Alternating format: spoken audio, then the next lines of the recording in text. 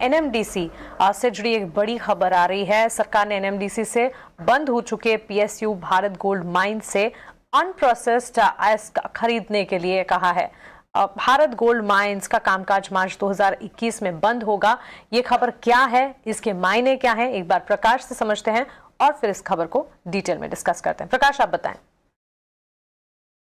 देखिए, जो जानकारी हमें मिल रही है उसके हिसाब से सरकार ने एनएमडीसी को इस बात के निर्देश दिए हैं कि भारत गोल्ड माइंस लिमिटेड यानी बीजीएमएल के पास जो अनप्रोसेस्ड ओर है, एनएमडीसी उसका टेक ओवर कर ले। जैसा कि आपको पता है कि बीजीएमएल भारी आर्थिक संकट के दौर से गुजर रही थी। इसकी वजह से 2001 से ही उसके ऑपरेशन को बंद कर दिया गया और तब से सरकार लगातार इस बात के प्रयास कर रही है कि उसके पास जो असेट्स हैं उसको मोनेटाइज किया जाए, लेकिन इसमें ज्यादा सफलता नहीं मिल पाई। अब माइंस मंत्रालय ने इसकी तैयारी एक बार फिर से शुरू कर दी है और उसी दिशा में एनएमडीसी को इस बात के निर्देश दिए गए हैं कि जहां पर बीजीएमएल के जो लीजेस हैं वो एक्सपायर हो गए हैं, वहां पर जो अनप्रोसेस्ड ओर है उसका टेक ओवर एनएमडीसी कर ले। साथ ही साथ ये भी कहा गया है कि अगर राज्य सरकारों ने जो माइंस लीज है ऑक्शन के जरिए एनएमडीसी को अलॉट कर दिया है, उसे भी टेक ओवर करने की तैयारी एनएमडीसी जल्द शुरू करे। साथ ही साथ बीजीएमएल को इस बात के भी निर्देश दिए हैं माइंस मंत्रालय ने कि जो दूसरे असेट्स हैं उसको कैसे जल्दी से जल्दी मोनेटाइज किया जाए, उसकी तैयारी शुरू करे और इसके लिए जितने दूसरे विकल्प हो सकते हैं, जितने विकल्प संभव हो सकते हैं उसको अपनाया जाए। इसके अलावा बीजीएमएल को इस बात के भी निर्देश दिए गए हैं कि आंध्र प्रदेश में जो उसके असेट्स हैं उसको मोनेटाइज करने के लिए एमएसटीसी का जो रूट है उसको भी अपनाया जा सकता है। हालांकि इस बात की सलाह दी गई है बीजीएमएल को कि मोनेटाइजेशन की प्रक्रिया की शुरुआत करने से पहले उसे कर्नाटका हाईकोर्ट की जो कंपनी कोर्ट है उससे कंसेंट लेना जरूरी होगा, उसके बाद इस प्रक्रिया की शुरुआत की जाए। इसके अलावा दिसंबर महीने में बीजीएमएल की मदद के लिए ट्रांजैक्शन एडवाइजर की नियुक्ति हो जाएगी ताकि जो उसके पास असेट्स हैं उसको मोनेटाइज जल्दी से जल्दी किया जा सके।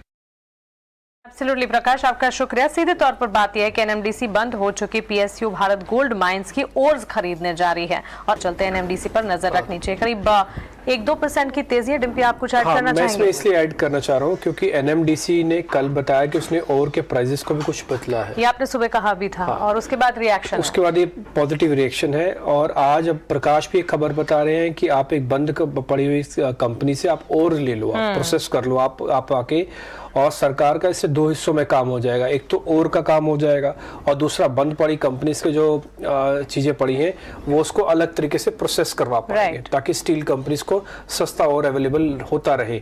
तो एनएमडीसी इसी वजह से थोड़ा ऊपर है। एक और पॉइंट भी मैं जोड़ दूंगा, एनएमडीसी एफ&ओ के अंदर अच्छे रोल ओवर के साथ आया था और इस बार उम्मीद ये है कि एनएमडीसी अच्छा कमाल करके दिखाएगा क्योंकि पीछे छूटा हुआ शेयर है ग्लोबल पैरामीटर्स की वजह से।